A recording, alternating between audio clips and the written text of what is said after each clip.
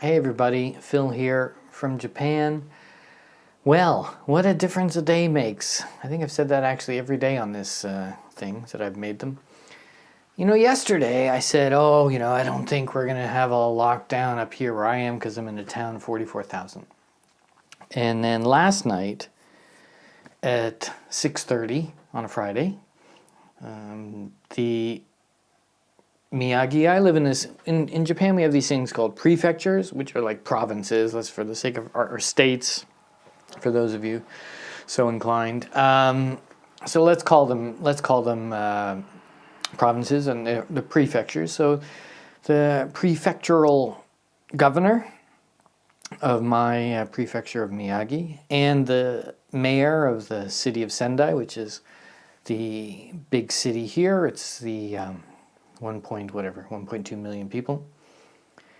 They issued an urgent appeal. I'm going to read the English version because I don't want to embarrass myself. The urgent appeal to refrain from traveling outdoors. To avoid becoming infected with novel coronavirus disease, Covid19, and stop the spread of more infections, the Miyagi Prefecture and City of Sendai governments urge citizens to refrain from non-essential travel outdoors for the time being, about 1 to 2 weeks, especially on this coming weekend, April 4th and April 5th. Please do not leave your home unless you need to buy essential items such as food or go to the hospital. Young people, in particular, should refrain from going outdoors. So that's the message that came through. I got it in 3 languages. 1, 2, 3, 4 languages. Goodness. Japanese, of course, English, Chinese, and Korean. So, there we go. Now, that was last night at 6:20. And this morning, I went outside for some, what is essential things, that i.e. walking the dog. And so I went and walked the dog. And on my dog walk, I go past the supermarket here. And the supermarket, packed, normal Saturday morning, packed. Groups of, it's Japan, so everybody's kind of old, So groups of old people getting out of their cars, driving in together. Family, one person can shop, but anyway, groups of people getting out, groups of people going in and shopping, some people wearing masks, some people not wearing masks. I walk around, there's a guy washing his car with his kids running around, and it's Japan, so it's not like, in Canada, or at least the part of Canada I'm from, the house is far back from the road and the houses are far apart. Houses in Japan, literally the guy is on, his car is on parked against the sidewalk, and their houses are literally this far apart.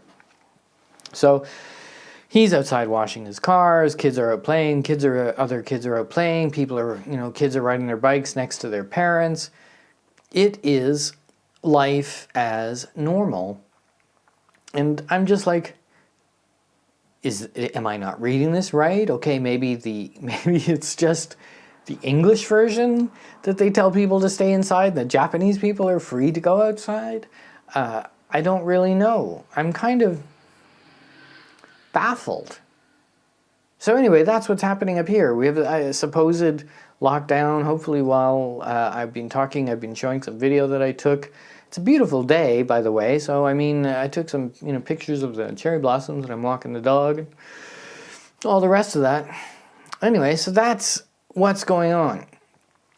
Now, you may say, okay, it's not a lockdown as some other countries have had. It is a, would you mind terribly please staying inside if it's not too much trouble? Down. And the reason for that is mostly legal.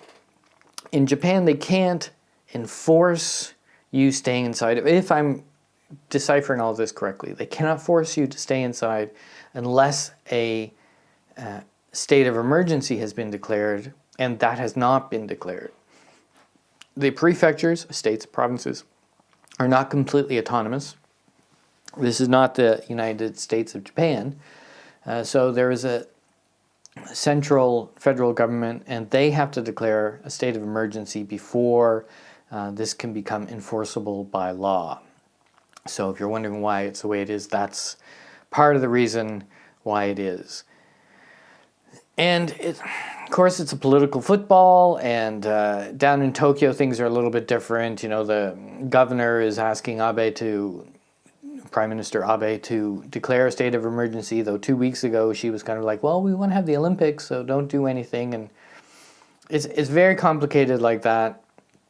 But at the end of the day, not even at the end of the day, at this point in time, here's the problem, that Japan's not testing. Now, on my video from yesterday, somebody said, well, Japan doesn't need to be testing, you know, that there's too much focus on testing, and Japan should be happy about its low death rate. Now, the death rate is low if you take things at face value. Death rate is about 2.5%, so 2.5% of people who've been diagnosed are dying, and that's not terribly low. Germany, their death rate is much lower and they're testing a lot more. America is about 2.5%. But if you're not testing, and you're not testing dead people, how do you know? And as far as not testing and too much focusing on testing, I don't think anybody in the history of science has ever said, you know what, I don't want to know too much. I don't want to have too much information, because that'll make things difficult. So too much information is a good thing in this science, you know. So as of today, there's 62 confirmed COVID-19 patients in ICUs across the country. That does not mean that there's only 62 confirmed cases of COVID-19. It does not mean there's only 62 cases of COVID-19 in ICUs. It's just those are the only ones that are confirmed. They are not even testing people in the ICU. So Japan is, their testing rate, they now have on one of these cool COVID sites, the testing rate per million. Japan's about 310 or something like that. Pretty much at the bottom of the list.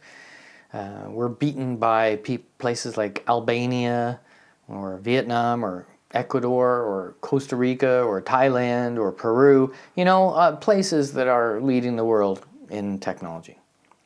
They all have higher rates than Japan does. No other G7 country tests as little as Japan does. Japan is, you know, of this list of countries that are testing, and there's 144 countries on that list, Japan is 96th. So that's not something to be proud of, and I don't care what your opinion is, testing is vital. So if you don't test, of course you don't have any cases. If you don't do autopsies, of course you don't have any cases. And, you know, it's just madness, and I don't think there's any excuse for it, and I don't think there's any excuse for the behavior.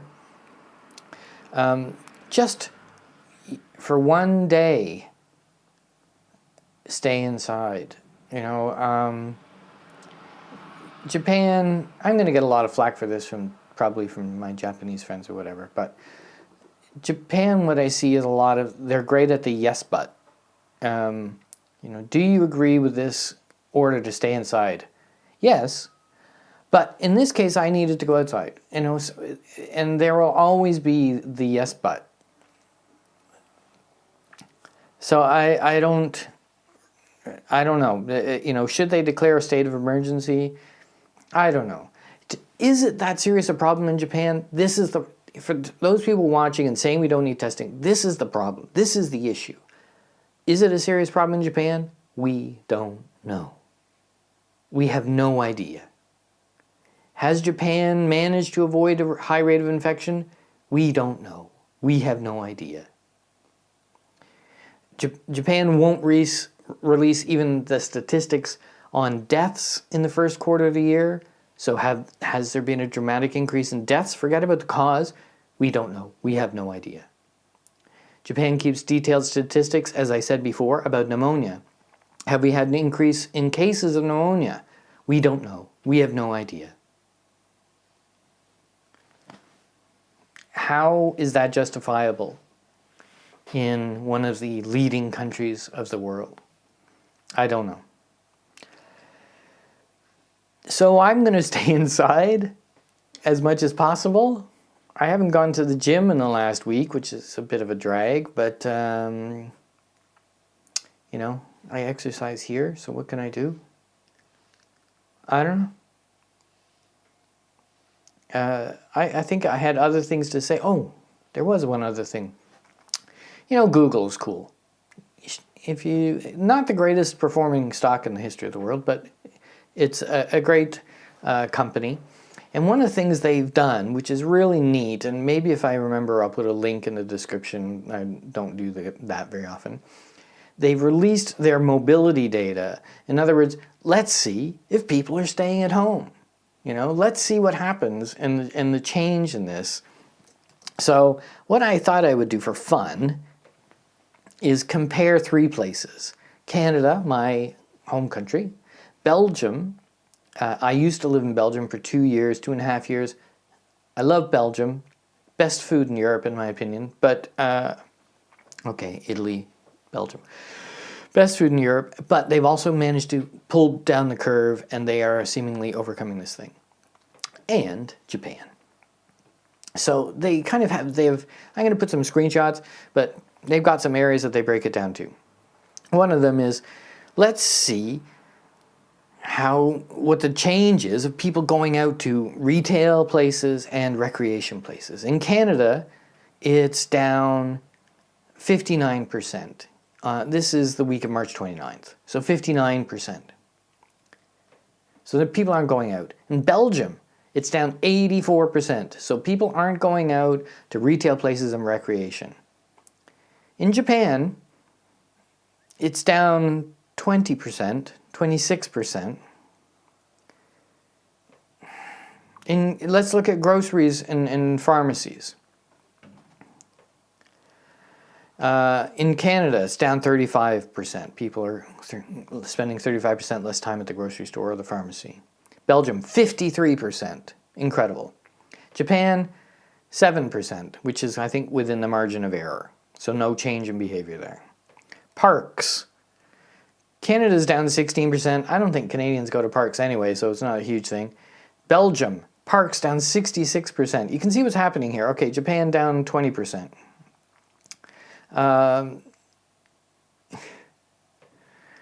You know, Belgium is just incredible at how much they have curtailed their activity. Much greater than Canada at this time, at the time of this measurement. And you know, Japan, much greater than any changes in Japan. So who is winning this thing right now? If you look at those, Belgium, Canada, and Japan, it's Belgium. Belgium had a big problem, huge numbers there, and they've managed to pull it back. Canada has not managed to pull it back.